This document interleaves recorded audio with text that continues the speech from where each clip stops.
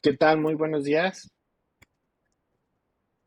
Gracias por conectarse a nuestra cuarta sesión del curso. Muy buenos días a todos.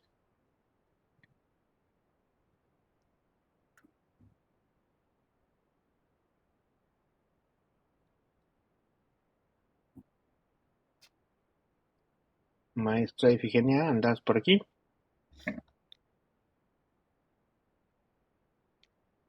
Hola maestro, ¿cómo estás? Buenos días a todas y a todos. Bienvenidos nuevamente a esta nuestra penúltima sesión de este curso virtual introductorio al lenguaje ciudadano y reglamentación municipal.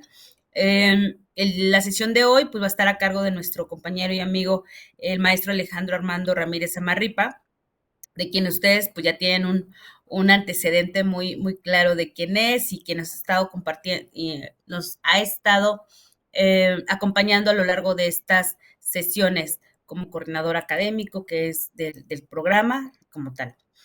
Maestro, bienvenido. El día de hoy pues estaremos abordando el tema de técnica normativa para la redacción de reglamentos municipales y en este caso, pues a todos y a todas les damos la bienvenida de donde se estén conectando de los distintos lugares de nuestro país. Entonces, pues que esta charla sea también, pues, y al igual que las demás, muy enriquecedora y pues aquí estamos pendientes para sus preguntas, comentarios y aportaciones que tengan que hacer al respecto. Maestro, muchas gracias, bienvenido y pues adelante. Muchas gracias, maestra Ifigenia. Pues bueno, vamos a comenzar. Creo que ya hay bastante número de personas. Entonces vamos a empezar a compartir, ¿no? Ok, nada más me avisan si se ve mi pantalla. Sí, ya, maestro. Ok, Ponla en modo perfecto. reproducción. Ándale, sí. Ok, perfecto. Muy bien. Bueno, pues hablar de técnica normativa siempre es parecer algo muy complejo, ¿no? Pareciera que es una serie de acciones o reglas que de pronto son muy formalistas y que pudieran hacer complejo la manera de hacer reglamentos, ¿no? Sin embargo, creo que la técnica normativa, por el contrario, es una manera que nos facilita la forma en la que nosotros podemos organizar o redactar un reglamento, ¿no? Creo que todos alguna vez en nuestra vida hemos pasado por alguna situación donde es necesario regular parte de la convivencia humana, ¿no? Desde a lo mejor un reglamento en el aula, un reglamento en el condominio donde vivimos, un reglamento en la oficina para el uso de áreas comunes, para la distribución del trabajo. Y al final del día, todas estas reglas pues forman parte de nuestra vida cotidiana, ¿no? Y qué hablar de las reglas que tienen que ver con la vida municipal, ¿no?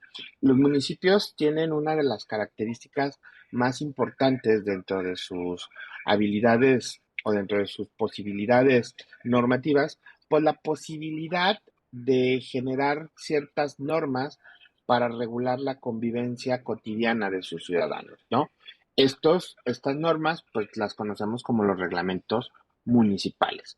Ya en la charla introductoria de este curso, habíamos platicado un poco acerca de cuál es el origen, cuál es el fundamento y qué tiene que ver con esta parte, ¿no?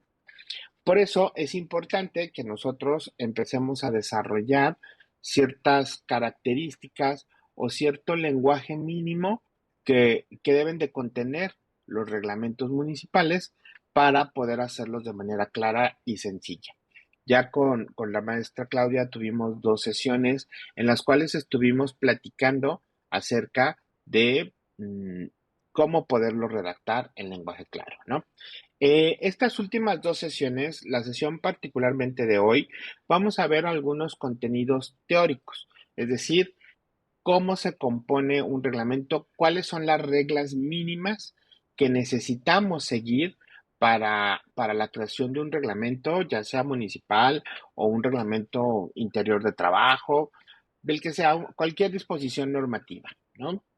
Y en la parte final de la sesión de hoy, revisaremos cómo podemos armar la justificación, lo que se conoce como la exposición de motivos, los considerandos, aquella parte explicativa del por qué o cómo podemos armar un nuevo reglamento, ¿no? Entonces, el día de hoy vamos a tratar estos dos puntos. La primera parte, pues, es una serie de reglas que más que aprendernos me gustaría que las entendiéramos y que con base en eso podamos desarrollar algún ejercicio además, ¿no?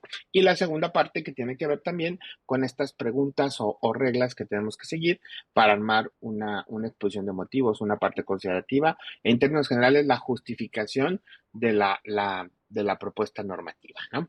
Entonces, esto lo quiero dejar así porque ya en la última parte, que es la última sesión, ahí sí ya abordaremos una serie de pasos que nosotros, tanto Claudia como su servidor, hemos recomendado o hemos seguido para armar un reglamento municipal, ¿no? Ya ese esperemos que sea un taller más actualizado.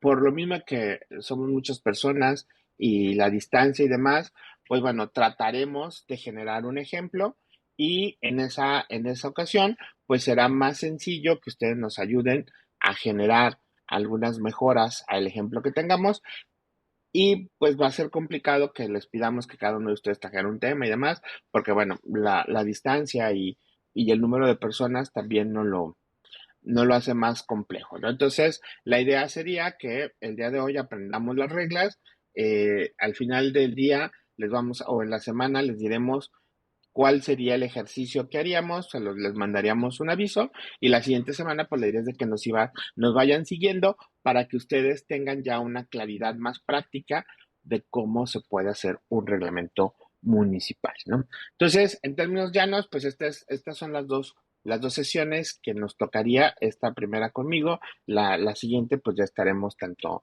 la maestra Claudia como su servidor, y también para que en caso de que hubiera alguna duda o alguna inquietud particular, pues bueno, estarían los canales abiertos para poder plantearlas y que el taller no sea sumamente provechoso, ¿no? Entonces, vamos a empezar el día de hoy a platicar acerca de las reglas básicas de la normativa, de la técnica normativa, ¿no?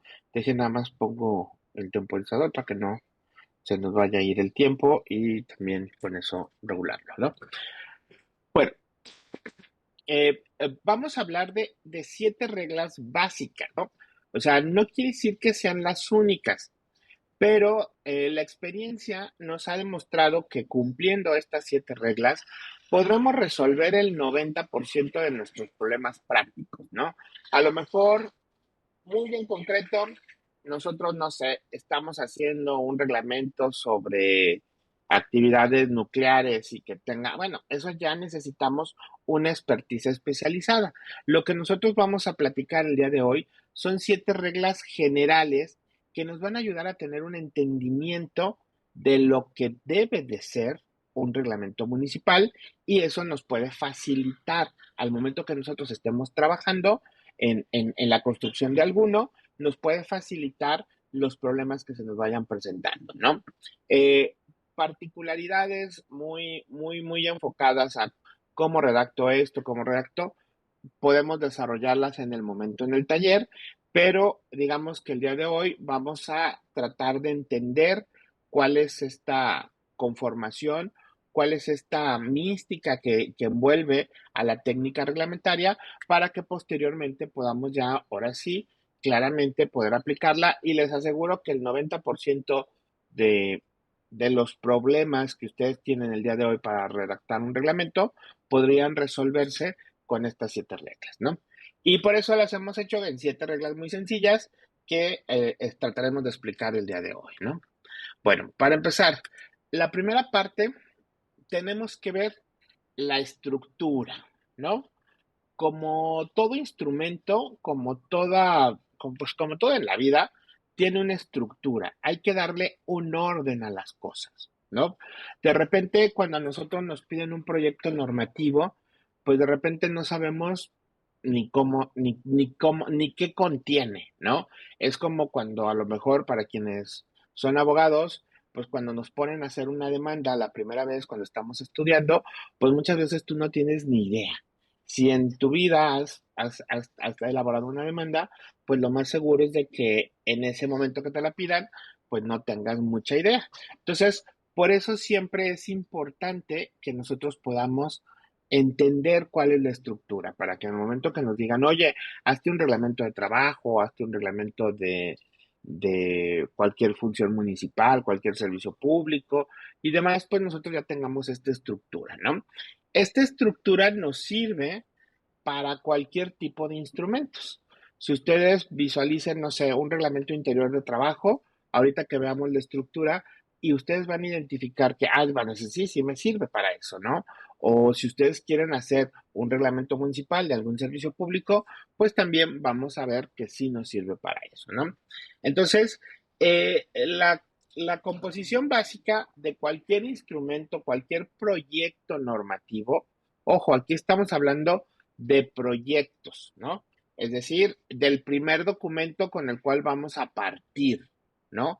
Del primer borrador en el cual queremos nosotros, pues, que se apruebe, ¿no? Pero digamos que esta primera instancia, estas iniciativas, porque todas las leyes, pues, nacen con una iniciativa, algunos reglamentos, como los reglamentos del del Poder Ejecutivo Estatal, pues eso no hay un proceso reglamentario como tal, pero al final de cuentas también cuando se emite un decreto, pues esta estructura también nos puede servir, ¿no?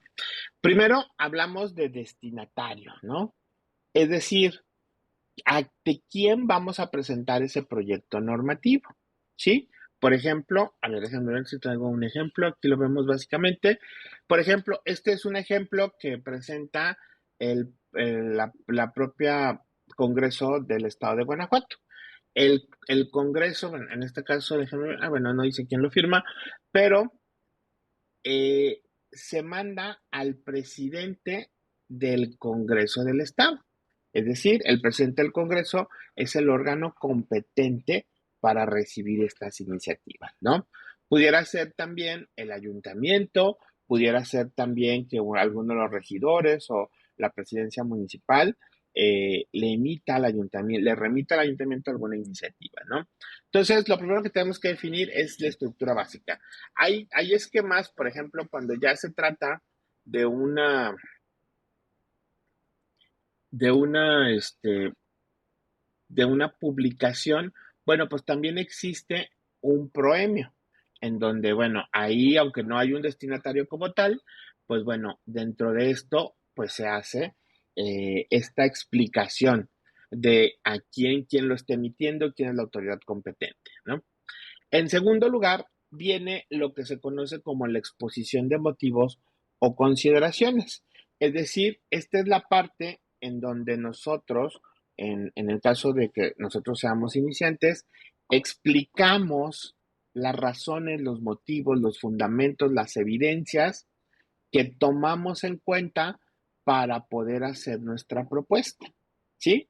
Aquí, digamos, es la parte discursiva, explicativa, en la cual nosotros le hacemos del conocimiento a quienes toman las decisiones para aprobar una norma de que por qué estamos explicando. Esto es importante porque muchas veces las expresiones de motivos o las partes considerativas, eh, cuando existe alguna duda o una interpretación futura que hacen los jueces, pues muchas veces recurren a estos instrumentos legislativos para darse una idea de qué fue lo que estaba pensando el legislador al momento de aprobar la norma. Muchas veces estas exposiciones de motivos pues parecieran que no tienen mucha razón de ser, pero al final sí te da de pronto como una luz o sí te da como una idea de en qué era lo que estaba pensando el legislador al momento de aprobar la ley, ¿no? Entonces, por eso sí es importante, y lo vamos a ver al final de la sesión de hoy, que estas exposiciones de motivos se hagan con una metodología para que podamos cubrir cabalmente estas posibles inquietudes, estas posibles dudas a las cuales los operadores de la norma, ya sean los abogados, los jueces o quienes lo estén operando, los funcionarios, pues bueno, al final del día tengan herramientas para tomar las mejores decisiones, ¿no? Entonces, en esta exposición de motivos es la parte considerativa. Después viene el decreto de reformas o la nueva norma, es decir, podemos nosotros reformar una ley, adicionar una ley nueva o derogar una ley nueva. O sea, esas son las opciones. Ahorita vamos a ver un poquito más adelante y vamos a ver en qué casos aplica cada una de ellas, ¿no?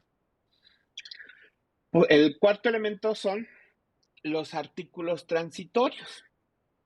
Es decir, nosotros tenemos que fijarnos cómo le vamos a hacer de pasar de una situación que o no estaba regulada o estaba regulada de manera diferente a cómo vamos a pasar a una situación con, con el nuevo ordenamiento, ¿sí? No se trata los artículos transitorios únicamente del inicio de la vigencia, sino de pronto hay muchas situaciones que en el camino se tiene que prever cómo se va a solucionar. Es decir, no podemos pasar de una situación A una situación B en el tiempo sin que expliquemos cómo va a ser ese periodo de transición. Por ejemplo, si se tratara de una ley nueva, pues vamos a, entonces a decir, oye, ¿qué va a pasar con aquellos procedimientos que se inicien antes de la nueva ley, ¿no? O aquellos sucesos que hayan acontecido antes de la ley.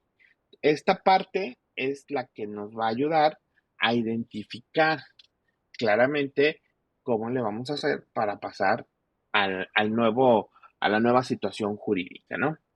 Y por último, el órgano emisor. Casi por lo regular, al final de todos los instrumentos viene quien lo firma, quién es, ya sea uno, sean varios, ya sea el gobernador del estado, en fin, al final señala quién es la persona que está emitiendo la norma. ¿Por qué? Pues porque eso nos va a dictar la competencia que tiene esta persona para poder dictarla y con eso también nosotros nos vamos a dar cuenta de si esa persona tenía competencia o no tenía competencia, ¿no? Este, Me disculpan, 2 segundos, nada más voy a pararme por un vasito con agua que se me olvidó acercarlo. 2 segundos.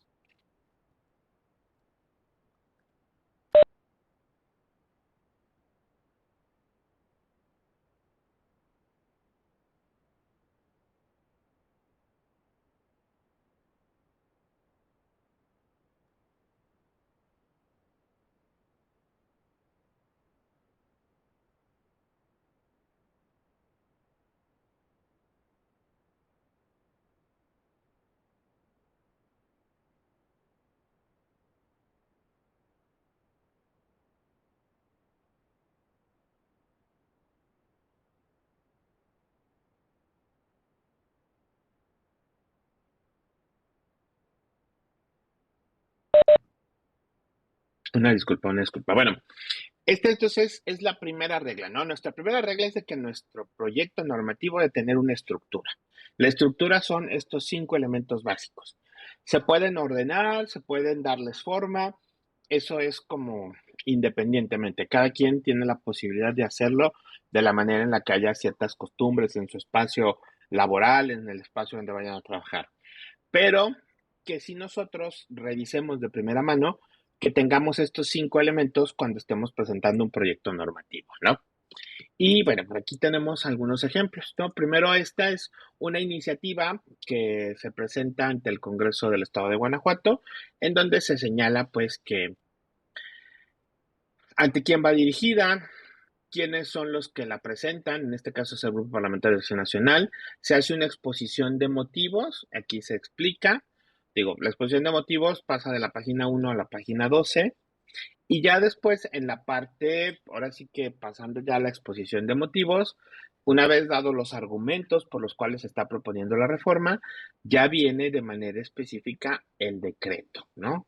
El decreto, el cual trae un artículo único en donde nos dice qué es lo que se está reformando y ya a partir de ahí se empieza a realizar el proyecto normativo propiamente dicho, ¿no?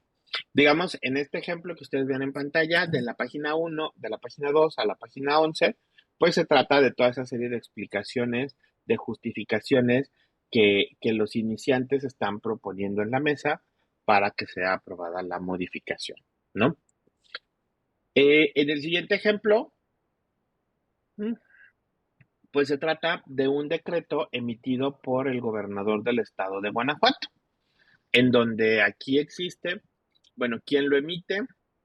Aquí no se llama exposición de motivos, aquí ya es una parte considerativa, porque aquí estamos hablando de la emisión de la norma, y igualmente tiene la parte del reglamento. Aquí, como se trata de un reglamento, pues que apenas van a hacer, pues no hay reformas, adiciones ni derogaciones. Simplemente es la expedición del reglamento de una nueva unidad administrativa, ¿no? Entonces, estos son como dos ejemplos, uno que tiene que ver con el legislativo, otro que tiene que ver con el ejecutivo, de cuáles son estos elementos básicos que debemos de considerar, ¿no? Y por último, también tenemos la parte transitoria. Como ven, aquí el primero es los artículos transitorios de la ley de archivos y en este segundo es los artículos transitorios del reglamento de archivos, ¿no? Entonces, como podemos observar en el primero, en la primera imagen, es decir, no nada más dicen se crea la unidad de archivos, ¿no? Sino que también se van diciendo, no, pues la Secretaría de Finanzas hará esto, la Secretaría de la Honestidad hará aquello, tendrán que preverse las cuestiones presupuestales, en fin, da como toda una serie de pasos de cómo vamos a pasar a no tener regulado el archivo general a pasar a tenerlo regulado de acuerdo al marco federal y nacional que nos compete, ¿no? Entonces, esta parte, estos dos son buenos ejemplos de cómo podemos nosotros, al momento de estar trabajando en un proyecto, no podemos olvidar la parte de la transición, ¿no? ¿Cómo le vamos a hacer para cambiar del estado donde estaban al nuevo estado donde ya se supone que estamos mejorando? ¿Sí? Segunda regla, el orden de los artículos del decreto. ¿Sí? El orden para presentar una iniciativa, para hacer una reforma, siempre tiene que ser el mismo, ¿no? Que son reformas, adiciones y derogaciones. ¿Sí? Si nosotros, por ejemplo, nos toca hacer ¿cómo les puedo decir? No sé, nos tocó actualizar. Ahora, pues, con los cambios constitucionales que se han hecho, tanto la reforma al Poder Judicial, la reforma a los organismos autónomos en materia de transparencia, todo eso implica, pues, que no necesariamente se tengan que emitir nuevas leyes. A lo mejor va a implicar una reforma a ciertas leyes que necesariamente tenemos que hacerlo, ¿no? Entonces, cuando nosotros tenemos una norma en la cual nos tocó hacer modificaciones, pues claro que va a haber una parte que vamos a reformar, es decir, va a haber una parte en la cual no vamos a eliminar, pero vamos a quitar cómo se estaba redactando. Otra parte, que son las adiciones, que no lo habíamos previsto. Cuando uno hace leyes y reglamentos, pues de repente es muy complejo prever todos los supuestos, o de pronto la, la ciudadanía o la cotidianidad nos saca nuevas sorpresas, ¿no? Nos da nuevas formas de organizarnos, nos da nuevas instituciones y que de pronto cuando las tenemos que reconocer en el derecho, pues bueno, tenemos que adicionar nuevos contenidos a la norma. Entonces ahí estamos hablando de algo que no tenía la norma, se lo metemos. Entonces ahí hablamos de adiciones. Y derogaciones, pues es aquello que ya no vamos a usar, aquello que queremos como dejar de lado y que pues nos permita trabajar en lo que podemos trabajar y ya esa parte es lo que conocemos como derogación, ¿no? Entonces, siempre cuando ustedes vayan a hacer algún reglamento o algo y sobre todo alguna reforma a algún reglamento, hay que cuidar estas tres partes, ¿no? Las reformas, las adiciones y las derogaciones. Y ese sería también el listado de orden en el cual nosotros podemos hablar de ese tipo de situaciones, ¿no? Entonces, esta es como nuestra regla número dos, el cómo se ordenan, ¿no? Y, por ejemplo, vamos a ver aquí en pantalla, tenemos un ejercicio un ejemplo de, de este, de un artículo en donde se reforman y ya nos trae los artículos que reforman. Se adicionan y al final, aquí casi a lo mejor no se alcanza a percibir, pero aquí en esta parte, y al final de habla que se derogan, ¿no? Que son más poquitos. Entonces, ¿esto qué quiere decir? Que tanto la reforma como la adición, pues fue necesario modificarlos para generar una nueva aplicación de la norma, ¿no? Entonces, es precisamente, esta es una de las finalidades de que exista este acuerdo, ¿no? Entonces, siempre recuérdense, ese va a ser el orden: reformas, adiciones y derogaciones. Lo que se cambia, lo que se incluye y lo que se saca del sistema jurídico, ¿sí? Ok, entonces vamos con nuestra regla número 3. Esta regla número 3 yo también la consideraría como la regla de oro, la regla más importante que vamos a aprender este día. Todas son importantes, pero si hay alguna que tiene una relevancia más importante que las demás, creo que sería esta regla número 3, ¿no? ¿Y qué nos dice esta regla? Un artículo, una disposición, ¿sí? De repente nosotros hemos visto que hay leyes que tienen este, un sinfín de fracciones, ¿no? Y eso de pronto pues hace que confundamos o que no apliquemos adecuadamente una norma o que la interpretemos de manera inadecuada, ¿no? Entonces, pues una de las reglas cuando estamos construyendo reglamentos es eso, que en un artículo solo haya una disposición normativa. ¿Qué es una disposición normativa o cuál es la función de una disposición normativa?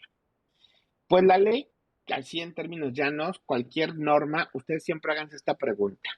La ley permite, es decir, hay una restricción y al particular le permite, ¿no? Por ejemplo, los particulares no podemos manejar coches automotores si no tenemos una licencia, ¿sí? Entonces, ahí, aunque sea mi derecho, la movilidad, pues sí, pero yo para poder mover un vehículo de automotor debo de obtener lo que se conoce una licencia por parte del Estado que ya verificó que sí, efectivamente, tengo las capacidades para poder manejar. Entonces, esa norma me permite. Hay otras que nos obligan, ¿sí? Por ejemplo, el pagar impuestos. El pagar impuestos no es opcional, es una obligación. Que de pronto nosotros no los paguemos o nos atrasemos y eso, bueno, eso es independiente, pero existe la obligación que todos tenemos de pagar impuestos, ¿no? Entonces, esa es una ley que nos obliga. O también hay otro tipo de disposiciones que también nos prohíben, es decir, mmm, el privar de la vida a otro o el cometer algún delito, pues están prohibidos. Entonces, hay disposiciones o digamos, que necesariamente nos combinan a no hacer algo, ¿no? El que pase alguna situación o algo, pues hace que nosotros estemos impedidos para hacer esto. Entonces, si de repente se busca una reforma donde se quiere quitar esta prohibición, se quiere ampliar, se quiere reducir, se quiere modificar, bueno, pues entonces en ese caso también esta prohibición, esta forma de manifestarse de las normas, pues también tendría que pasar por una reforma normativa para que fuera texto vigente. Y por último, excepcionalmente, y eso sí lo quiero dejar muy claro, excepcionalmente, en algunos casos muy particulares, puede, eh, puede llegar a hacerse una mera declaratoria. ¿Cuál es un ejemplo de artículo donde se hace mera declaratoria? Los glosarios, ¿no? Ustedes han revisado de repente que existen muchas leyes en las cuales nos establecen pequeños glosarios. Esa es una función declarativa, que el glosario lo único que tiene es como ¿cómo le podemos decir? El glosario únicamente da una descripción de qué es lo que vamos a entender por ciertos conceptos, que a lo mejor son los conceptos más importantes, pero no permite, no obliga ni prohíbe, o sea, no cuenta con ninguna de las, ahora sí que de los elementos básicos de una norma de otro tipo. A lo mejor las normas excepcionalmente puedan ser declarativas. La recomendación teórica es de que evitemos hacer reglamentos declarativos, ¿no? Para eso está la exposición de motivos, para eso está la siguiente parte que vamos a revisar el día de hoy, ¿no? Entonces, si nos queda más o menos claro, un artículo, una disposición, esta disposición puede ser de diferentes tipos, puede permitir, nos puede obligar o puede prohibir algo en particular, ¿no? Entonces, estos son los elementos en los cuales, si de pronto nosotros redactamos un artículo que no prohíbe, que no obliga o que no permite, híjole, pues entonces habrá que revisar. Si es un artículo necesariamente declarativo, pues también tendremos que revisar si realmente le abona. Porque de repente nosotros hemos visto que las leyes hacen un montón de definiciones, gastan como 10 o 20 artículos y hacen demás. Y al final, en todo el procedimiento no se menciona más que una o dos de las definiciones que ellos construyeron. Entonces, por eso sí es importante que nosotros entendemos cuál es la obligación básica, pues para que con eso podamos nosotros desdoblarla en reglas muy, muy protectoras, ¿no? Entonces, eso es lo que nos va a servir el entender. Por ejemplo, aquí me gustaría ver si alguien nos escribe en el chat. ¿Qué observan de este ejemplo que traemos en la pantalla?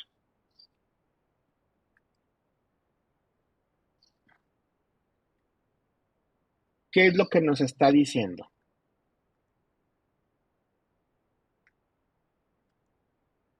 Los leo en el chat.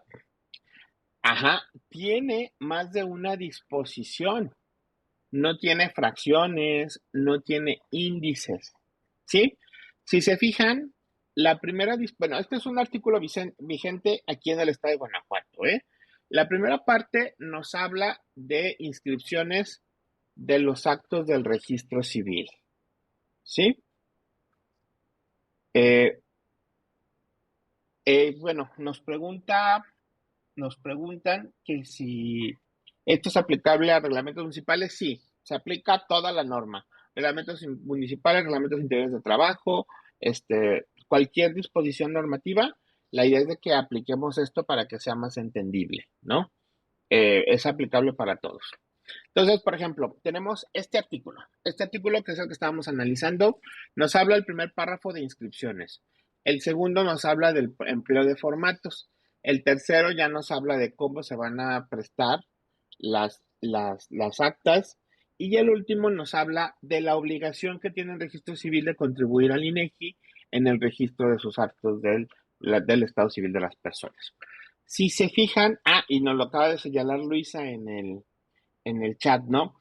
Son diferentes temas, ¿sí? De repente estos temas, ¿cómo los juntamos?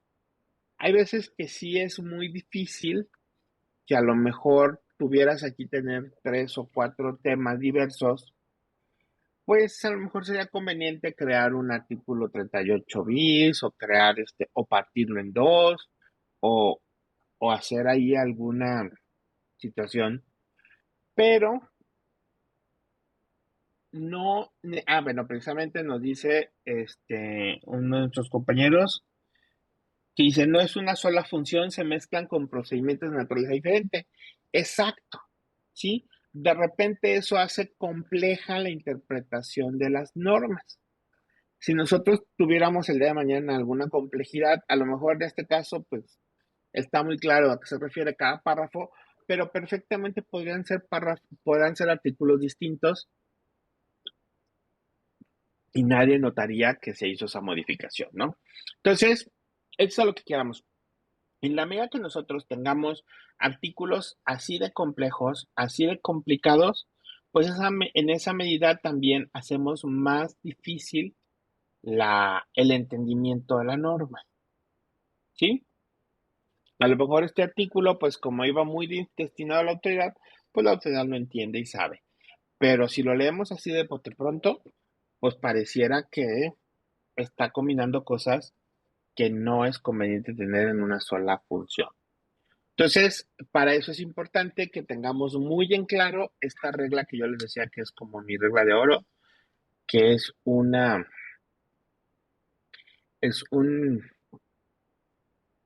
artículo, una disposición.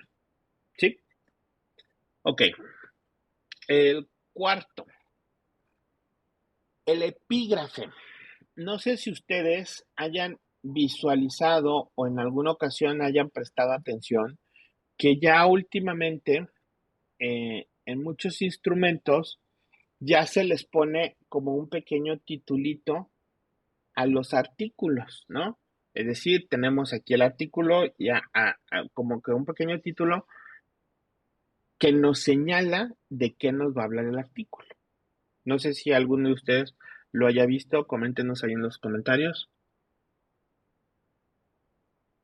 Ya existen muchas legislaciones que así vienen desde las publicaciones oficiales, ¿no? Ok, ok. Entonces, ese como titulito que nos orienta precisamente, eso se llama técnicamente como epígrafe, ¿sí? Exacto, también nos dice Ana Josefina que además de que nos orientan, nos explican para qué es. Efectivamente, ese se llama epígrafe, ¿sí? Y la técnica del epigrafeado tiene dos finalidades.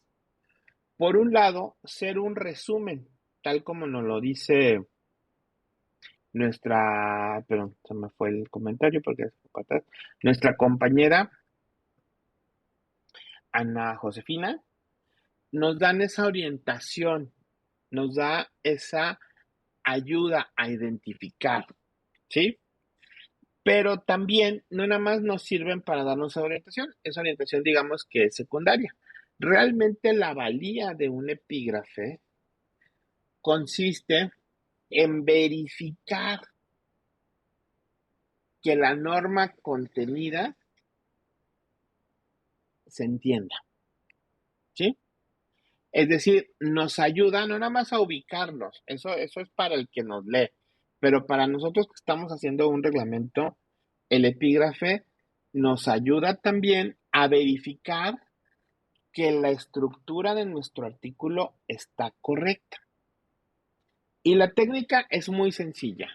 Si yo no puedo ponerle el epígrafe o el resumencito a mi artículo, entonces quiere decir que mi artículo está mal hecho porque tiene algún elemento que no coincide totalmente. ¿Sí? Entonces, por eso es importante que cuando nosotros estemos haciendo técnica normativa, que estemos ya desarrollando textos, pues ubicarlos y sobre todo probarlo. O sea, intentemos ponerles epígrafes, intentemos ponerles algunos ejercicios, ¿no? Por ejemplo, este artículo es un artículo del Código de Procedimientos y Justicia Administrativa del Estado de Guanajuato. Este artículo que tienen ustedes en pantalla, ¿qué epígrafe le pondrían? Revísenlo, léanlo y díganme ahí en el chat de comentarios, ¿qué epígrafe le pondrían?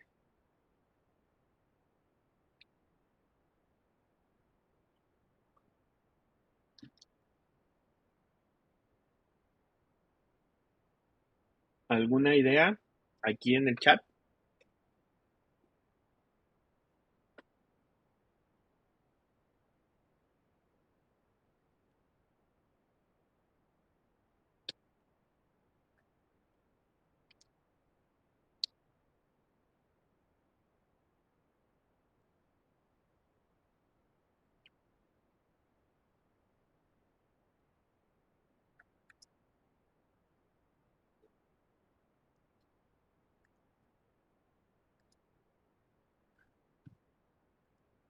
A ver, déjame ver porque creo que mi chat se trabó porque no me llegan sus comentarios.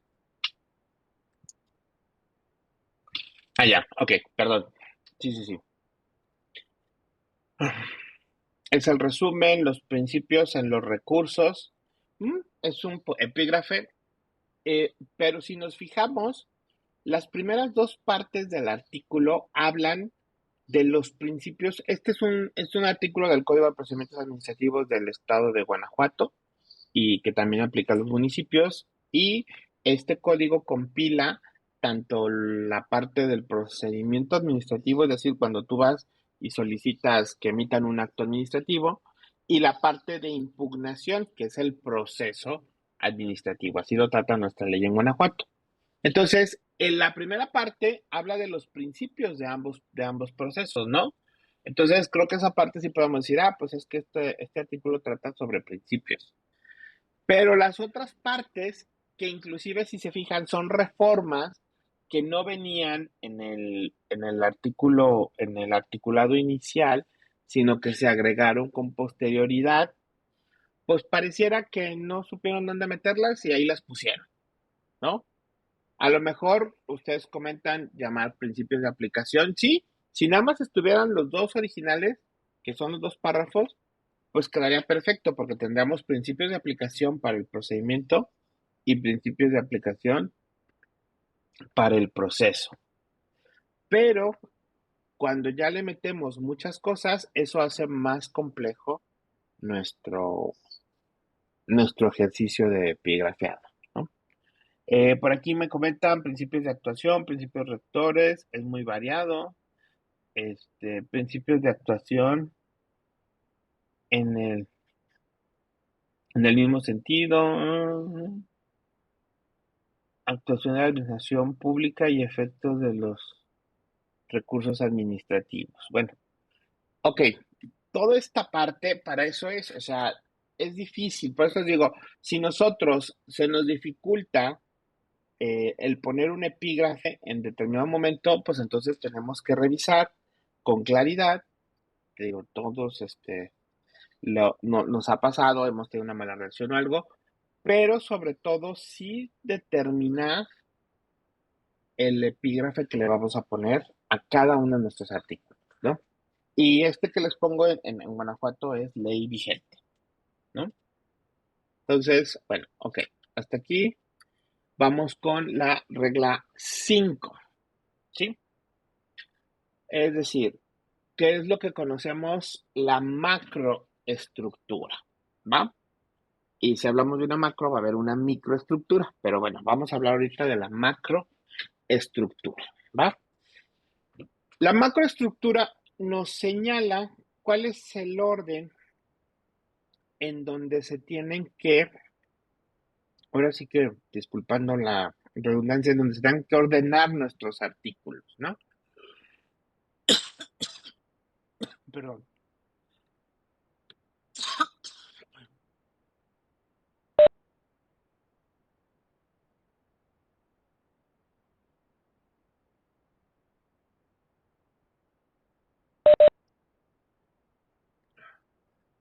perdón.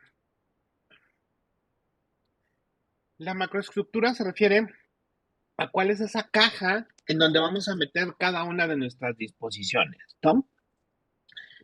Regularmente, si nosotros nos basamos por teóricamente, la técnica legislativa nos señala que el capítulo es la unidad básica de la macroestructura. ¿Qué quiere decir esto? Bueno, si nosotros tenemos una ley y en la ley únicamente la dividimos en capítulos, nuestra ley es correcta, ¿sí? Si nosotros, por ejemplo, tenemos un código, en donde el código por lo regular es una compilación de ordenamientos. Cuando nosotros hablamos de un código civil, bueno, pues sabemos que hay la materia de derecho familiar, del derecho de persona, del derecho de sucesiones, del derecho de obligaciones, del derecho de contratos, ¿no? Son diferentes temáticas y todas esas temáticas las englobamos en una sola. Entonces, podríamos perfectamente tener una ley familiar, tener una ley para los contratos, tener... Entonces, este código lo que viene a hacer es compilar toda, toda la normativa relativa a una materia, ¿no? Entonces, por eso decimos que nuestro Código Civil está dividido en libros, en títulos, en capítulos y en secciones, ¿sí? Porque se trata de una estructura más grande y que estos niveles de jerarquía nos van a ayudar a entender cuál es la arquitectura de nuestra ley, ¿sí? Nosotros podemos visualizar si dentro de, no sé, de cualquier, no, más bien, nosotros tenemos que visualizar cuál va a ser el impacto de nuestra norma y cómo lo vamos a ordenar, ¿no? Entonces, aquí la regla número 5, pongámoslo, tenemos una macroestructura, la estructura básica son los capítulos, es decir, si tenemos una ley, un reglamento que solo tiene capítulos, es adecuado, esa es la tendencia. Sin embargo, cuando hablamos de compilaciones, cuando hablamos de instrumentos más grandes, pues entonces también es bueno ordenarlas en títulos o en libros. Y presentamos el caso del Código Civil, que se divide también a su vez en títulos y libros, ¿no? Las secciones son un caso excepcional. Las secciones se usan cuando a un capítulo necesitamos dividirlo. Por ejemplo, nosotros estamos hablando acerca, no sé, mm, de un consejo municipal en materia de desarrollo económico, ¿sí? Ah, bueno, este consejo municipal funciona en pleno, pero también tiene comisiones de trabajo. Ah, ok, pues entonces en el capítulo que corresponda al consejo, vamos a meter una sección que nos hable sobre la presidencia del consejo y otra sección que nos hable sobre las sesiones del consejo. ¿Sí? ¿Qué quiere decir esto? Que un código, que un tratamiento de alguna situación en capítulos y es necesario dividirlo porque estamos hablando del mismo capítulo, pues entonces podemos utilizar secciones, pero ese es un término excepcional, o sea, lo recomendable es de que no se, no se divida tanto en secciones, ¿no? Más bien esa estructura hacia arriba y esta estructura hacia arriba es para que entendamos cuál va a ser la arquitectura de la norma, ¿no? Y por ejemplo, aquí les traigo un ejemplo pues más bien es un ejemplo de lo que no se debe de hacer, ¿no? Por ejemplo, tenemos la ley orgánica de la Universidad de Guanajuato. Es una ley orgánica que es vigente aquí en el estado de Guanajuato y que actualmente pues es la que rige los destinos de esta universidad. Si se fijan, nosotros tenemos título primero, capítulo único, ¿sí? Es decir, esta ley se divide en títulos, ¿sí? Entonces, no en capítulos. Entonces, aquí tenemos, el primero tiene un capítulo único. El título segundo, que se refiere a la parte sustantiva, tiene un capítulo uno, o sea, ya no es capítulo único, pero ya no tiene capítulo 2, o sea que se volvió a convertir en capítulo único, ¿sí?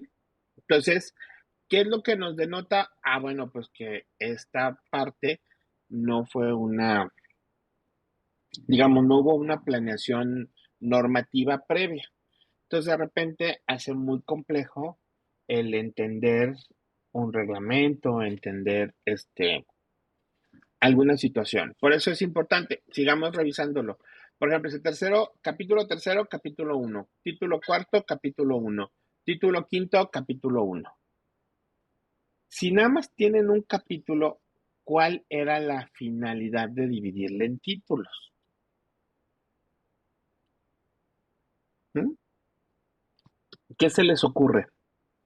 ¿O por qué creen que hubiera sido esto el ponerlos en títulos?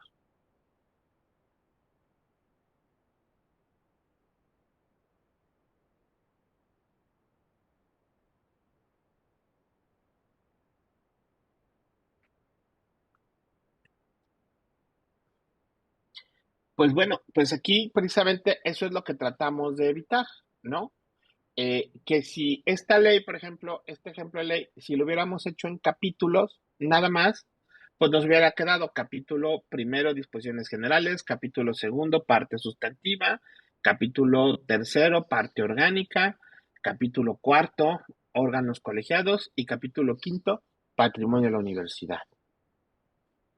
Y nos hubiéramos a lo mejor evitado toda esta subdivisión, porque les digo de entrada, pues hay títulos que solo tienen un capítulo, entonces cuando un título solo tiene un capítulo, pues ahí uno de los dos sale sobrando, ¿no?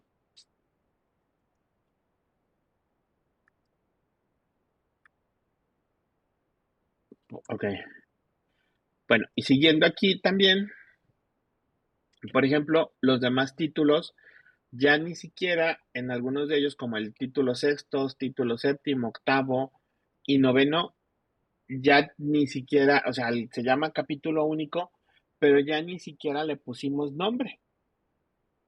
O sea, ya no tuvimos como ese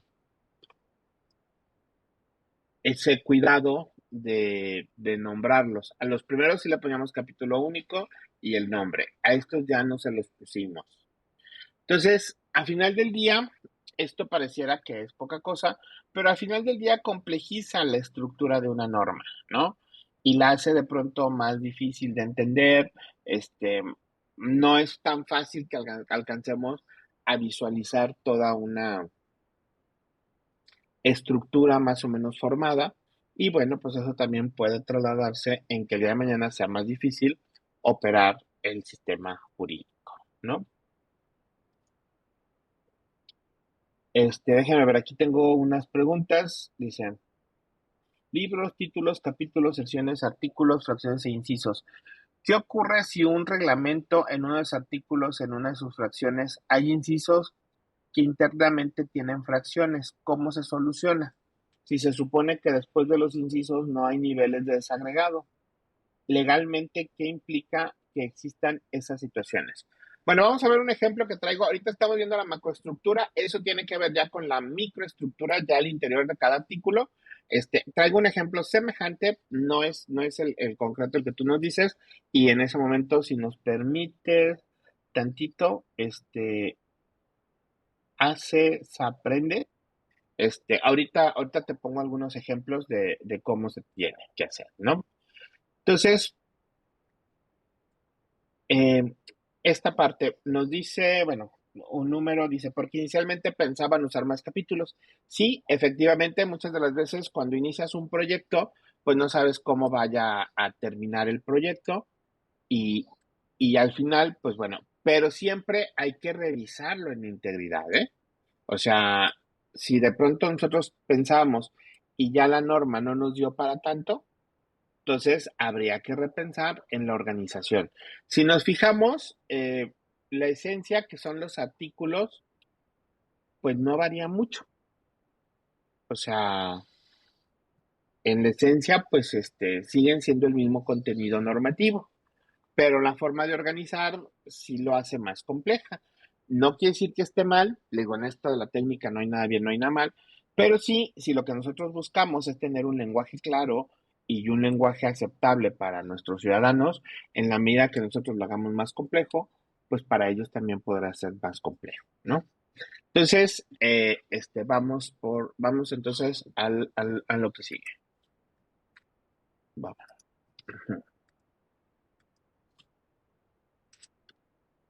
Ay, perdón, no me quieres. Ok, nuestra regla número 5, ya estamos por terminar, que se refiere a la microestructura. El artículo es la base de todo proyecto normativo, ¿no?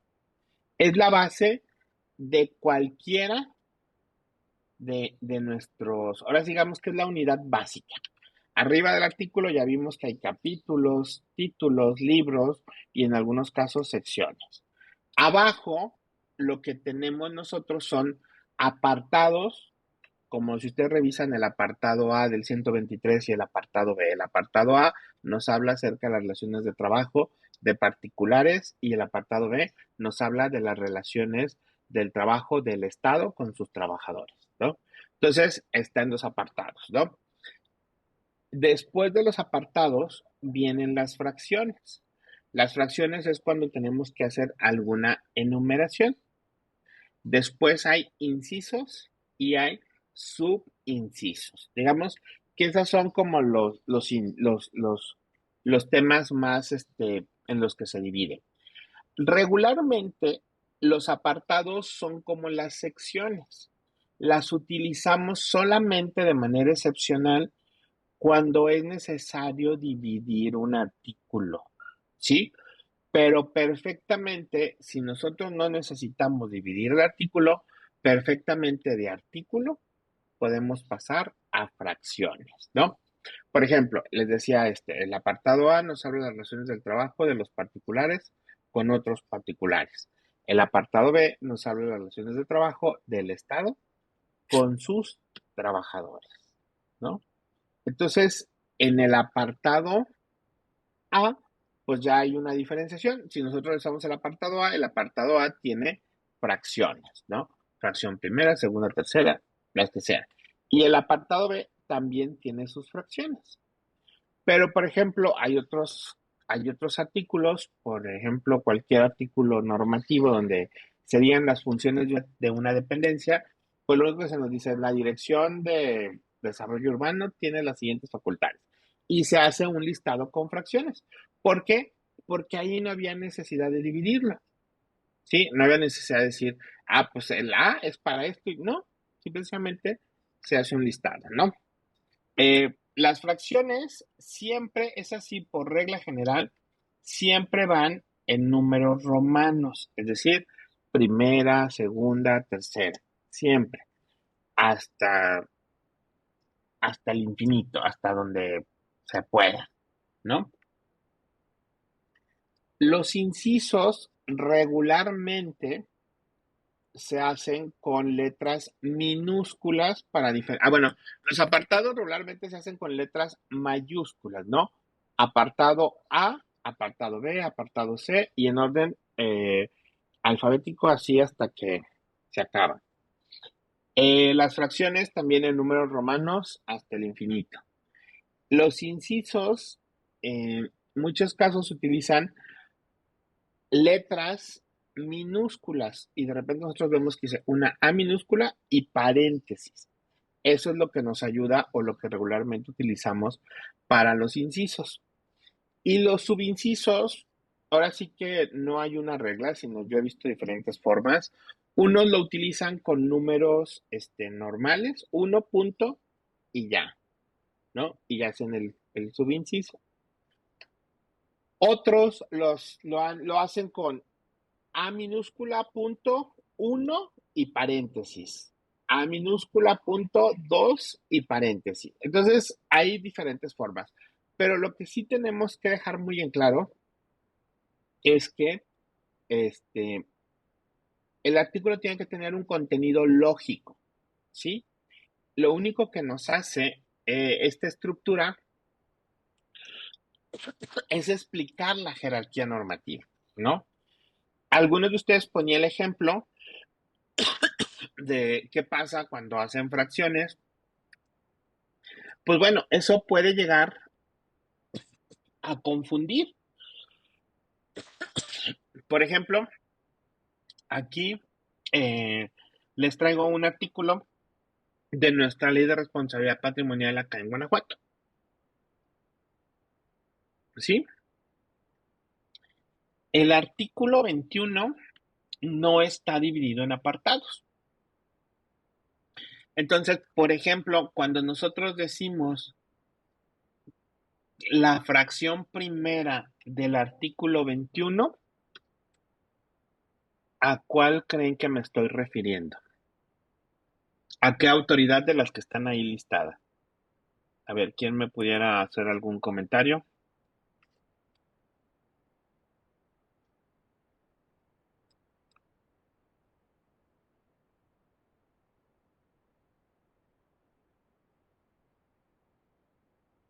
Al Poder Ejecutivo. Ujú. Y entonces, para referirme al Tribunal Electoral, perdón, dije fracción primera, ¿verdad? Al tribunal, al instituto electoral, ¿qué debería usar? ¿Cómo lo debería referenciar?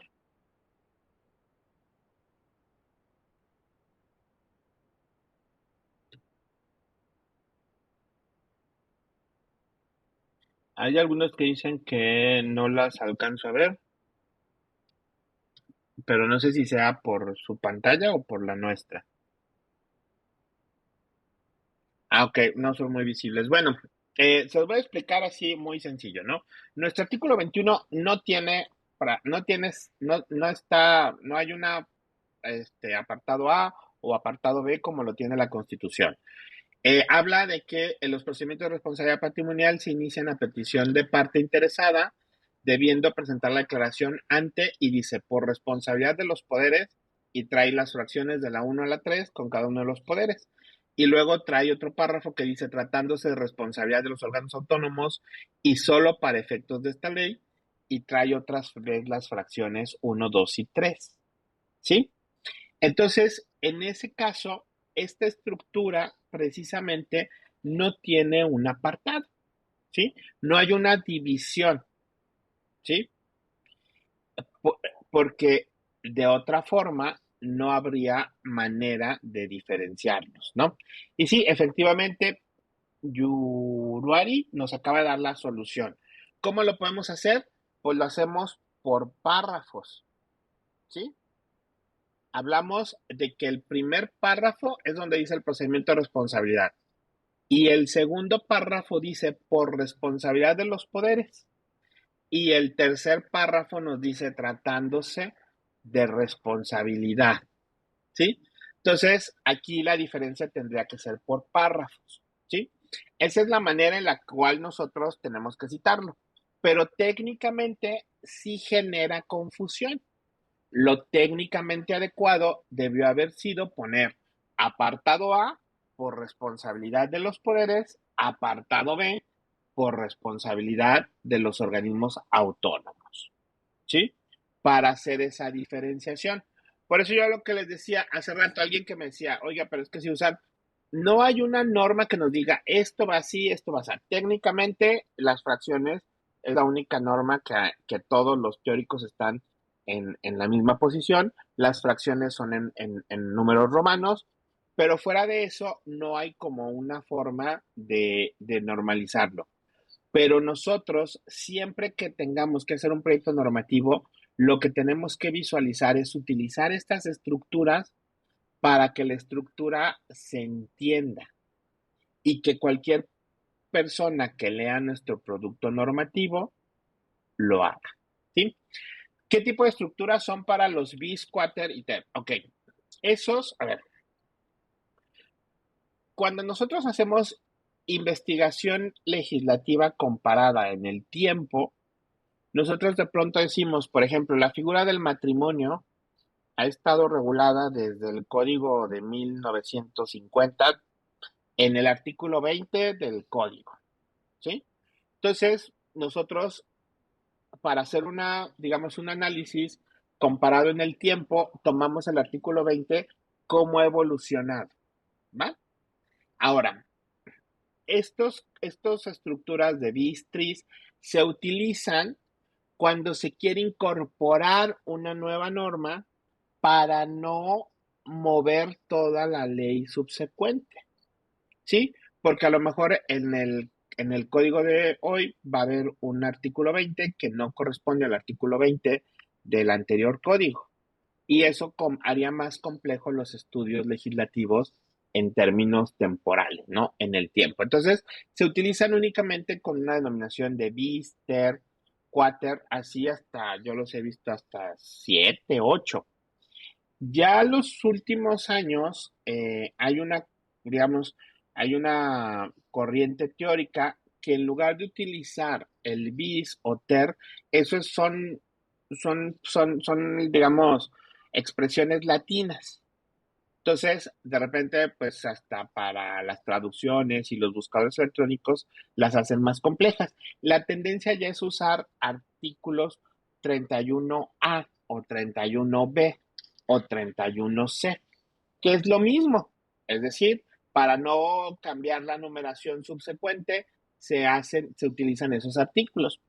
Y ya últimamente, inclusive ya he visto que utilizan, por ejemplo, artículo 131-1, 132-2. Entonces, no hay una regla. Las tres formas, ya sea bis, ya sea A o ya sea guión 1, guión 2, lo que sea, es para indicar esa parte y para no interponer artículos que pudieran variar la numeración, que nos hagan muy difícil la trazabilidad de la evolución de una institución, ¿no? Entonces, es para eso, simplemente siguen la misma estructura, siguen las mismas reglas que estamos viendo, únicamente lo utilizan para no variar las normas que siguen. Pero sí es importante, y en esto sí quiero dejarlo claro, que una vez que ya se haya utilizado uno de estos instrumentos, la idea es que se homogenee con el instrumento. Por ejemplo, a lo mejor nosotros en nuestro Código Civil hicimos una reforma en el año 2000 y esa reforma le pusimos 125 bis. En el 2025 vamos a hacer otra reforma para el 560, pero en lugar de ponerle bis, le vamos a poner A. Y después en el 2025 hacemos otra reforma para el 1500, pero en lugar de ponerle A, le vamos a poner guión 1. Eso sí es lo que no se recomienda. La idea es de que si ya se está establecido que ya hay antecedentes con artículos bis, todo el texto normativo se sigue esa uniformidad. Lo que se busca, acuérdense, con la técnica normativa es consistencia y que sea claro, ¿sí? Se debe utilizar la misma nomenclatura. Si ya empezamos a utilizar 235A, pues entonces en todos los artículos vamos a utilizar letras mayúsculas. A lo mejor vamos a incorporar tres, entonces vamos a utilizar 527A, 527B, 527C. Si ya utilizamos, no sé, 231-1, pues en todas las reformas posteriores tenemos que utilizar la misma forma de nomenclatura, ¿sí? Entonces, no sé si haya quedado más o menos claro por qué se usan este tipo de artículos y para qué se usan. Y también, las recomendaciones de que sí seamos homogéneos al utilizar este tipo de instrumentos, ¿no? O este tipo de mecanismos. Ok, 6. Tenemos que hablar en tiempo presente, ¿sí? Muchas de las veces nuestro inconsciente nos gana y cuando estamos haciendo la iniciativa, cuando estamos haciendo un proyecto, cuando nos toca hacer este tipo de proyectos, nosotros estamos pensando en el futuro, ¿no? Entonces tú dices, la dirección de recursos humanos apoyará al proceso o más bien, realizará el proceso de contratación de personal, por así decirlo, ¿no? Sin embargo, cuando ese reglamento ya es vigente, ya está destinado a surtir efectos, o sea, ya no hablamos en futuro, ya es inmediato. Entonces, lo correcto es decir, la Dirección de Recursos Humanos es la encargada de contratar al personal o es la responsable de llevar los procedimientos de contratación, ¿sí? Pero ya dárselo como una obligación en presente, ya no pensar que en un futuro será la responsable, ¿no? Por ejemplo, aquí tenemos la redacción que dice, las relaciones laborales entre la universidad y su personal académico y administrativo se regirán. No, ya es norma vigente, se rigen. O sea, ya desde este momento esas disposiciones ya son norma y por eso es importante que lo pongamos en presente. Por ejemplo, otro que dice, el Consejo General Universitario para la elaboración del estatuto y demás reglamentos deberá observar los principios. No, al contrario, ya debe observar los principios. No se trata de una condición futura o que esté sujeto a alguna condición operativa, ¿sí? Entonces, por eso es importante que desde ahora ya lo redactemos en presente desde nuestros proyectos. Y por último, tenemos la regla número 7, que es la que hablamos de los artículos transitorios. Ya habíamos platicado que los artículos transitorios son los que nos definen cómo vamos a pasar de un cambio de una disposición a otra, ¿sí? Por ejemplo, a lo mejor nunca habíamos regulado el comercio electrónico y ya ahora lo vamos a regular. Ah, bueno, pues tenemos que dar como un espacio para que la gente se empiece a, a organizar, empiece a entender y vamos a decir, ah, bueno, primero vamos a emitir la norma, luego vamos a emitir unos formatos, luego se van a tener que inscribir y ya hasta dentro de un año, y ahora sí, todos plenamente la van a tener que aplicar. A eso nos referimos con el cambio transitorio. Muchas de las ocasiones no se prevé una situación así. Y después pueden venir algunas complejidades de que, oye, es que yo no sabía, es que yo no entendí cómo. Entonces, sí es importante el que tengamos ese, ese proceso de transición. Sí es importante que en la propia norma lo digamos. Y más porque muchas de las veces en los reglamentos que nosotros vamos a estar colaborando, pues se refiere a procesos o procedimientos que tienen que ver con derechos de las personas, ¿no? Entonces, para darle certidumbre jurídica de cómo va a ser su trance, es importante que nosotros les digamos cuál va a ser cuáles van a ser estos pasos, ¿no? Entonces, eso es una de las cosas que tenemos nosotros que visualizar claramente en los transitorios. Otra cuestión, no poner disposiciones sustantivas, ¿no? De repente, en algunos transitorios nos han puesto, no, pues es que los certificados de no sé qué se emiten así. Oye, pero es que eso debió haber sido parte del texto de la norma, no en transitorios, porque muchas veces complejizamos eso. Los transitorios tienen únicamente por finalidad de cómo vamos a pasar de una situación que se regulaba de una forma a cómo vamos a pasar de una situación que se regula de otra. O a lo mejor, cómo pasamos de una situación donde no se regulaba a cómo pasamos a una situación donde ya se está regulando una actividad, ¿no? Entonces, ese tipo de situaciones sí es importante. Entonces, digamos, ¿cómo se llama? Estas disposiciones tienen por objeto, como su nombre lo dice, de que solo duren mientras se hace el cambio. Una vez que ya se ha hecho la plenitud de la ley, deberían ya los transitorios no de desaparecer, pero sí de dejar de ser efectivos.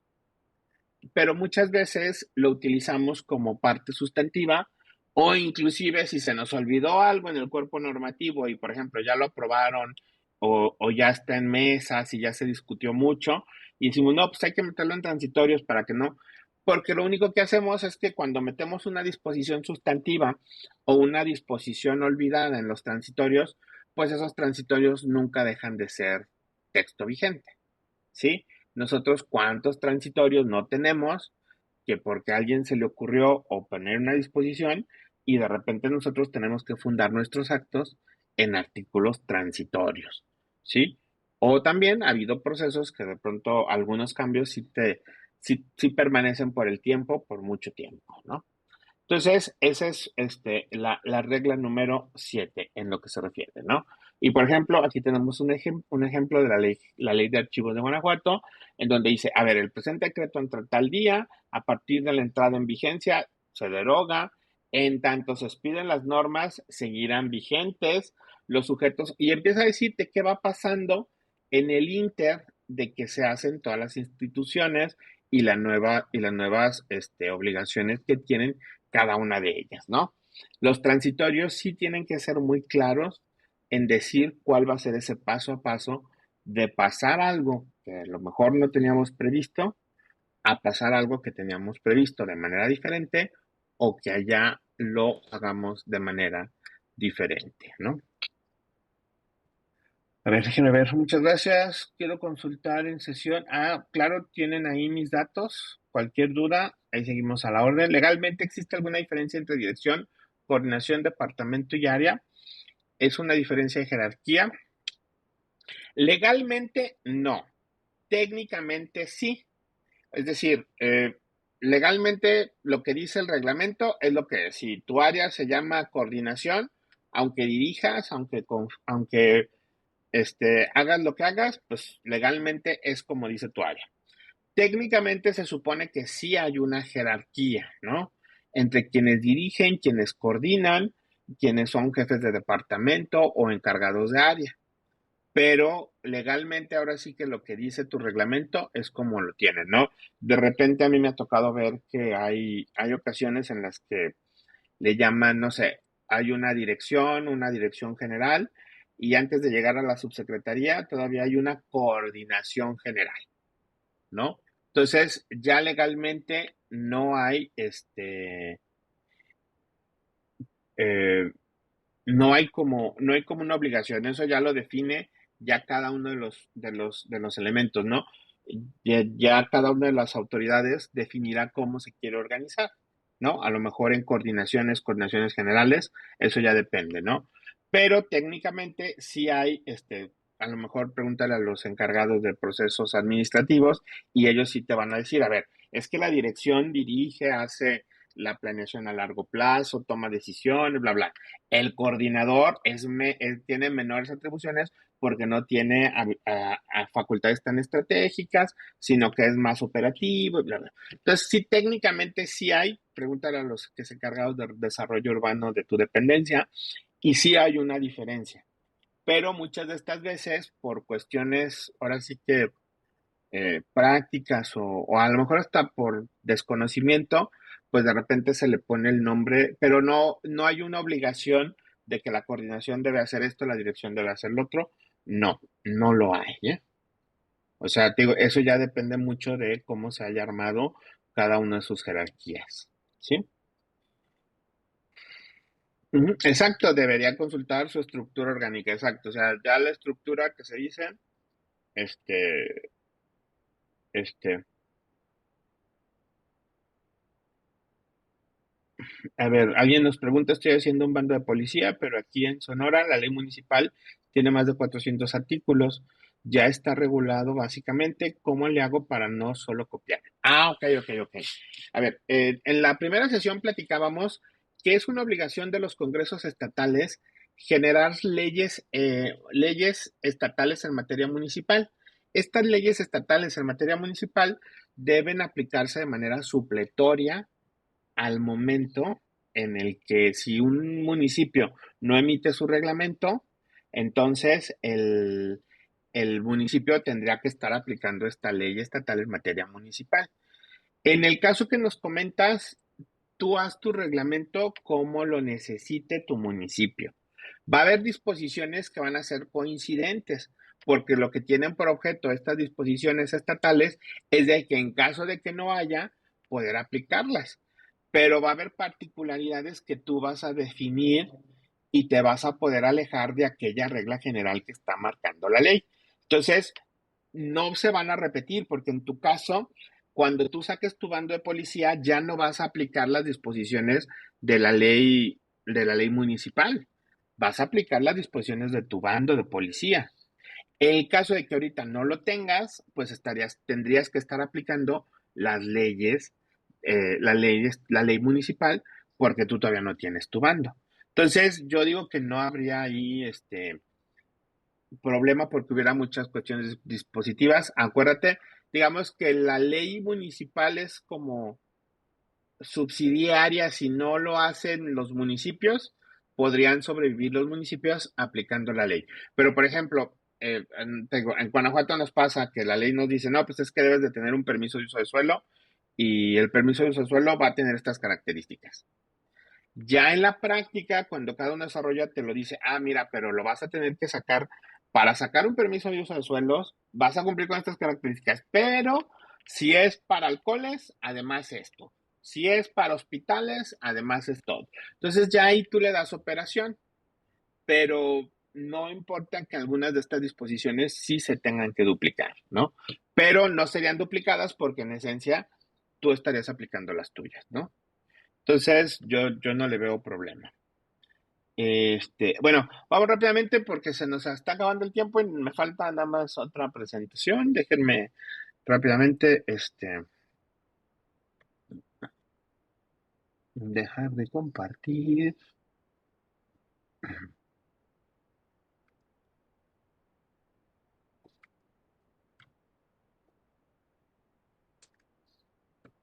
Oh, perdón, es que no encontraba el dónde detener.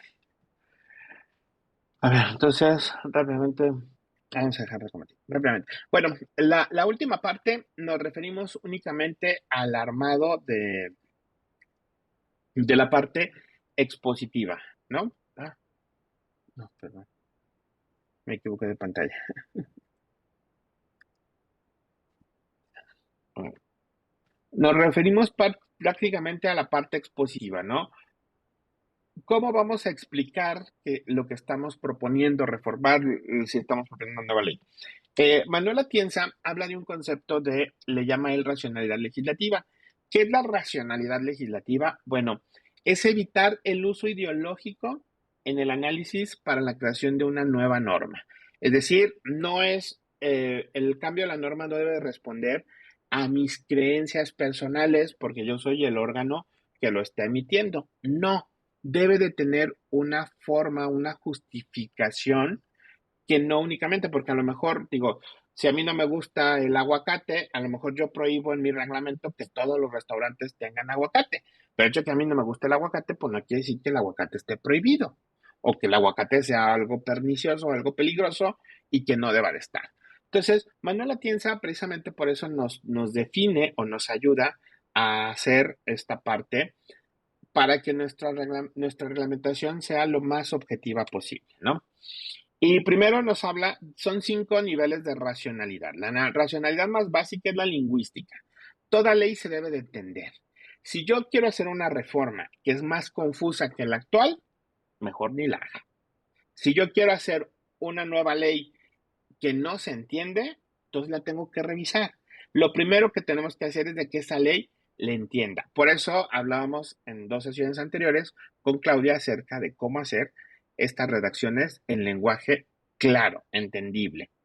Segundo, sistemática. La racionalidad sistemática implica que debo de verificar que sea congruente con todo el orden jurídico. Ahora, a partir del 2011, con esta obligatoriedad de los tratados internacionales en materia de derechos humanos, también tengo que incluir dentro de este sistema a los tratados internacionales. Yo no puedo hacer un reglamento que vulnere el derecho de presunción de inocencia, por ejemplo. Yo no puedo decir en mi reglamento municipal, a una persona que esté en proceso de investigación, lo vamos a boletinar para que ya nadie lo contrate. No, porque apenas está en investigación. O sea, él tiene un principio de inocencia hasta que le demostremos lo contrario. Entonces, ese tipo de situaciones las tenemos que revisar que sean congruentes con todo el sistema jurídico en general, ¿no? La racionalidad pragmática. ¿Qué quiere decir esto? Las normas se tienen que hacer para cumplirse. Por eso nosotros hablábamos que hay de repente leyes que se quedan o normas que se quedan en meras declaraciones, ¿no? Aquí en este municipio todos vamos a ser felices. No, espérame, o sea, ¿cómo le vas a hacer para que todos seamos felices? Entonces, si nuestro reglamento no logra modificar la realidad, entonces tenemos que modificar el reglamento para que logre su objetivo. Si en nuestro reglamento únicamente, como preguntaban hace unos momentos, planteamos, pues vamos a copiar y vamos a hacer lo que hace. No, espérate, o sea, es que la ley dice cuáles son tus mínimos y tú ya los debes de aplicar en tu reglamento. Pero si nada más vas a decir lo que dice la ley, pues entonces mejor no hagas nada y quédate con la ley, ¿no? Teleológica, una racionalidad teleológica, eso se refiere a que la ley tiene que cumplir con los principios democráticos, con aquella ideal de nación que nosotros tenemos, tiene que contribuir con esa finalidad. Nosotros no podemos, eh, por ejemplo, proponer reglamentos que vulneren derechos humanos, que prohíban las manifestaciones públicas, ¿no? Por ejemplo, en alguna ocasión nos tocó ver un reglamento que decía que regulaba, entonces decía, para que tú hagas una manifestación vas a tener que hacerlo, te vas a tener que avisar con 15 días de anticipación. Oye, pero se acaba de suceder ayer atropellaron o golpearon a unos alumnos y los alumnos se quieren manifestar. No lo puedes regular así. La regulación tendría que ser diferente o tendría que ser otra, porque la protesta no se organiza con meses de anticipación. La protesta puede ser inmediata. Entonces, los reglamentos que nosotros propongamos, los reglamentos que nosotros empecemos a diseñar, tienen que tener esa finalidad, ¿no?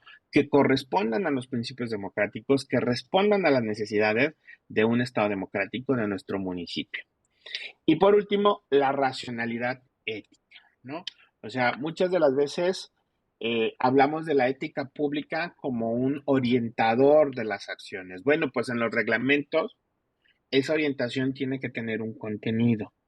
Si nosotros sabemos que el dar moches y eso está mal éticamente, bueno, pues tenemos que hacer reglamentos que no lo fomenten, ¿sí? Por ejemplo, si nosotros decimos, a ver, vamos a hacer, tú pídele 7 copias, al cabo nadie te las va a traer.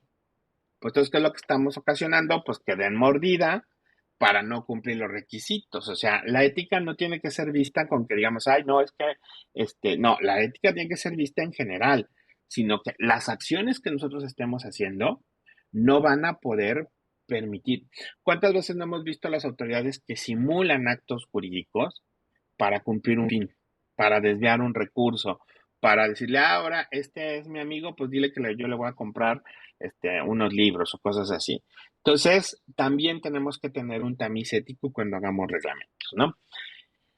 En general, pues para construir una exposición de motivos, digamos, esta es la exposición, es la parte explicativa que habíamos visto, donde vamos a justificar lo que hicimos. La racionalidad lingüística nos tenemos que preguntar, ¿se entiende? En la racionalidad sistemática, ¿contraviene alguna norma? ¿Está acorde con el bloque de convencionalidad? La teleológica responde a los fines de un Estado constitucional del derecho. La pragmática, ¿se va a cumplir o estamos haciendo normas para que no se cumplan? ¿Existen los elementos materiales, presupuestales y el personal para llevarla a cabo? Pues tenemos que cumplirlo, ¿no? Y por último, la ética, o sea, los valores que estamos soportando, que estamos fomentando con este reglamento, ¿son los correctos? Y esas son las preguntas que nosotros tenemos que desarrollar para poder armar una verdadera exposición de motivos.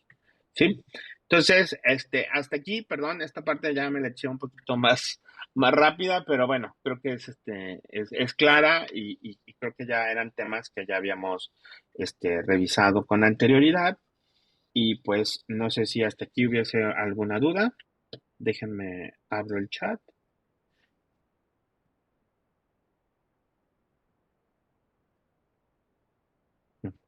Este, Creo que no hay alguna duda. Déjenme ver por aquí. No sé, bueno, de todas formas, por ahí ya a sus correos les mandamos, creamos una plataforma para estar compartiendo los, para estar compartiendo los materiales. Ahí los vamos a estar subiendo. Igual si tienen alguna duda, en la plataforma vienen mis datos, ahí vienen mis contactos para aquellas personas que quisieran alguna duda más en particular, si están construyendo o si están haciendo algún proyecto, pues con mucho gusto, pues ahí estamos a sus órdenes, ¿no? Para la siguiente semana, también por ahí, tenemos, ¿quién deberá ser la autoridad que redacte reglamentos? En el caso municipal son los ayuntamientos, son los que tienen la facultad, ¿no? Ya materialmente el ayuntamiento se puede apoyar de sus áreas, por ejemplo, hay ayuntamientos que tienen un desarrollo institucional muy grande que ya tienen áreas especializadas para la reglamentación municipal, ¿no? Pero hay ayuntamientos muy pequeños que pues todavía, ahora sí que como buenos servidores públicos nos toca arrastrar lápiz a todos, pero ya será una organización disputa. Pero la aprobación formal sí es el ayuntamiento en pleno. Ese sí tiene que ser aprobada por el ayuntamiento. Ya materialmente quien arrastre el lápiz ya depende de la organización de cada uno de los municipios de que se trate, ¿no? Perdón, maestra Efigenia, pues ahí vamos un poquito atrasados, pero creo que valió la pena. Tu micrófono no se oye. Listo. Para nada, creo que estamos muy en tiempo. Por aquí hay algunas preguntas, creo que ya las contestaste. ¿Quién debería ser la autoridad que redacte reglamentos, eso ya lo comentaste. ¿Y cuál será la dinámica de la próxima sesión? Igual no sé si quieres aclarar un poquito, maestro. Sí, mira, la La, próxima sesión, Claudio y yo vamos a construir un reglamento. Les vamos a compartir los materiales en la plataforma para que sepan de qué reglamento estamos construyendo. Lo más seguro es que sea un reglamento anticorrupción, que es como de las novedades que se están dando. Y la intención es de que ustedes nos vayan siguiendo con esos materiales y pues cualquier duda, ahí sí les vamos a pedir que nos estén más activos en el chat, pues porque la intención es muy difícil pues que les dijéramos tráiganse un reglamento y lo vamos a hacer juntos porque somos muchos y la plataforma de pronto el tiempo es limitado, entonces no tendríamos tanto tiempo, pero sí, Claudio y yo estamos planeando hacerlo el paso a paso, casi casi como, a ver, paso uno, vamos a hacer esto, paso dos, paso tres, paso cuatro, ya traemos todos los antecedentes, únicamente ya es aplicar esos pasos, van a ver cómo se hace y pues que si sale alguna duda, pues nos los vayan preguntando. Esa es la dinámica. Perfecto, maestro. Sí, en efecto, somos en promedio 180 y tantos, 240 más o menos, que hemos llegado como al superior, al límite superior de asistentes. Entonces, sí sería, inclusive haciendo alguna dinámica grupal por grupos o algo, sería un poco complicada, inclusive Mm, para sí. revisarla y darles a todos como el espacio, ¿no? Sí, perdón. Igual, sí, por el número de participantes sí sería un poquito complicado el abrir Ujú. como que cada uno haga o más bien por grupos hicieran alguna dinámica o algo. Entonces, pues aquí está ya expuesta cuál va a ser la dinámica como tal, o inclusive, creo que eso no limitaría a que si alguno de ustedes en particular tiene algún ejemplo, alguna duda muy concreta sobre algún reglamento, alguna borrador que estén elaborando o que se quieran generar iniciativas de modificación o alguna actualización, pues se pudieran plantear aquí, aprovechando el espacio y la disponibilidad pues de nuestros profesores invitados. Su correo, nos manda información. Nuevamente les comentamos las presentaciones, los materiales se estarán compartiendo en la plataforma como tal, y también aquí aprovecho para también recordar que el maestro Alex ha estado pues ya muy proactivo en estos contenidos, los está sistematizando también en sus redes, en sus páginas de redes sociales, en YouTube. Recién acaba de inaugurar sus actividades ahí, y también las actividades que aquí estamos teniendo, y en general creo que está siendo un repositorio muy interesante para compartir precisamente el producto de estos ejercicios de exposición. Por aquí Dave Herrera dice cuál es la plataforma, cómo entro a ella. Más bien es tú lo compartes directamente en el Webex, maestro, el correo electrónico. ¿Cuál sería, en dónde Ajá. lo puede localizar? Bueno, de hecho, ya deberían de tener la liga, para... Les debió haber llegado a su correo. A ver, aclaramos rápidamente, la dinámica. Creamos una plataforma para subir ahí los materiales. Es una plataforma que se llama NAS.io, que nos permite subir materiales, subir otros materiales. Como también tengo varios proyectos, hay varios, van a poder compartir de otros proyectos que no necesariamente son estos, ¿no? Y creamos esa plataforma, ahí van a encontrar los materiales, ya se los estoy compartiendo, se los mandamos por correo el domingo, creo, lunes o domingo. Entonces, si no les ha llegado, es porque a lo mejor hay una confusión con sus correos. Y en caso de que tuvieran algún problema, se los dejo aquí de una vez. Lo único que les va a pedir es que pongan su correo para que puedan accesar a los materiales. Y ahí ya una vez accesando, ya van a poder entrar a todo, ¿no? Los videos anteriores ya acabamos de subir el primero. Le dimos una edición para que no nomás se viera mi cara ahí de la grabación. Ahí unos compañeros nos habían dado una edición.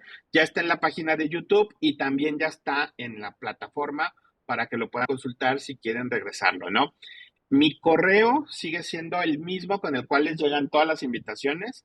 Ese sí está vinculado a Webex, es aasamarripa, es aasamarripa arroba ugto.mx. Ahí me pueden escribir ese es mi correo, de ahí es donde les llega todas las notificaciones y demás. Y cualquier duda, pues ahí también la podemos tratar sin ningún problema.